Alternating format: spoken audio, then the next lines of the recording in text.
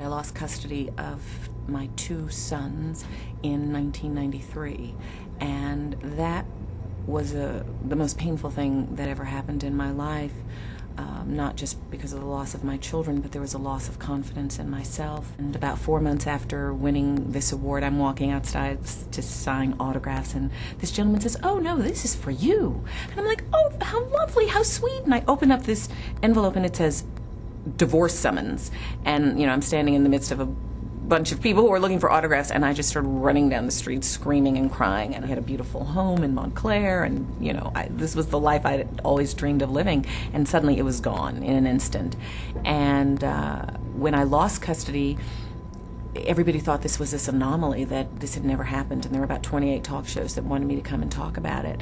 And I'm a fanatical researcher. I have to understand what happens to me, because everybody wants to know, well, how could you lose custody? Mothers don't lose custody. How does this happen?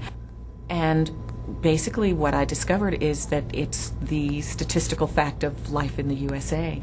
It is actually a myth that mothers don't lose custody. And when you look at the statistics from state to state, it's actually about 60 to 88% of the time that men fight that women lose.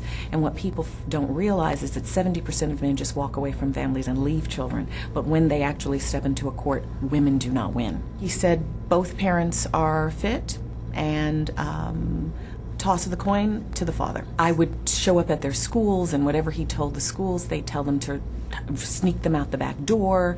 I would show up at the house, and he would say to my children, "You have visitation. You can see your children anytime you want."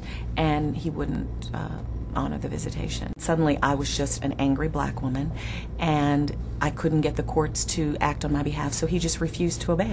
And he knew they weren't going to put him in jail. So I had to walk into a courtroom, and she's like, "You can have a supervised visit with your kids right now."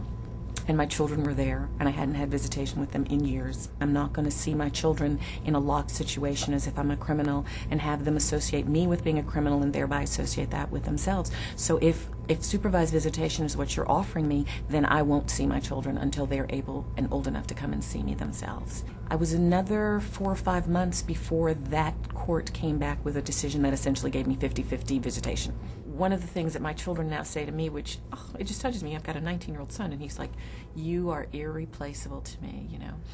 I kiss their heart, and I go around the chakra and go, "You are irreplaceable to me," or "I belong to you, you belong to me." And coming up with ways to create memories.